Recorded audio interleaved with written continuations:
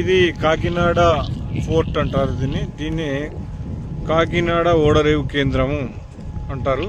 అయితే ఇక్కడ మనకు వివిధ దేశాల నుంచి ఈ ఓడలు ఇక్కడికి ఈ రేవు కేంద్రానికి చేరుకోవడం జరుగుతుంది.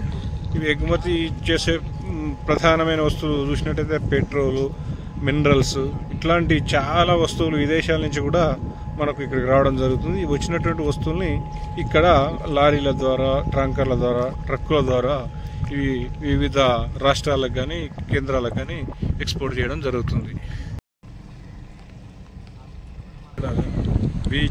ఈ బీచ్లో తక్కువ లోతులో వాటర్ కనిపిస్తుంటాయి, తక్కువ అలలు వస్తుంటాయి. కానీ ఇక్కడ తక్కువే చెప్పవచ్చు.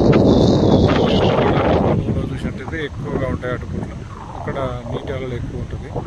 అయితే ఇక్కడ ఈ పోర్ట్లో ప్రధానంగా స్టీమర్లు ఇవన్నీ కూడా మనకు పెట్రోల్ ఎన్ని తీసుకొని రావడం జరుగుతుంది.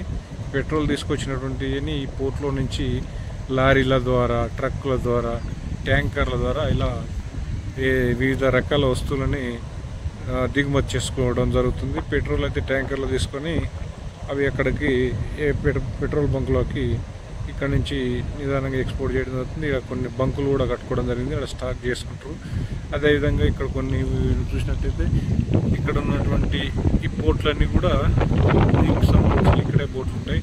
ఇక్కడ బోట్లు సంబంధించి ఇవన్నీ ఇక్కడే ఉంటాయి కాబట్టి ఇలా వెళ్ళిపోతూ ఉంటాయి అన్నట్టు.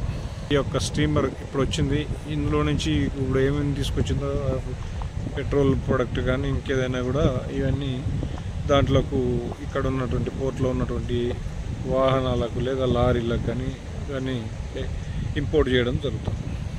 ఇక్కడ చూస్తున్నటువంటి ఈ ఓడరేవు కేంద్రంలో ఉన్నటువంటి మొత్తం కూడా ఇక ఈ ప్రాంతాల్లో చూసినట్టయితే ఈ స్టీమర్ వస్తుంది వెనకంగా. ఆ స్టీమర్ మొత్తం కూడా ఇక్కడికి రావడం జరుగుతుంది. వచ్చి పెట్రోల్ కానీ ఇతర మినరల్ వస్తువులు కానీ ఇక్కడ తీసుకొచ్చి ఈ కేంద్రంలో వేయడం జరుగుతుంది. ఇక్కడ నుంచి లారీల ద్వారా, ట్రక్ల ద్వారా ఈ వస్తువులను తీసుకుపోవడం జరుగుతుంది.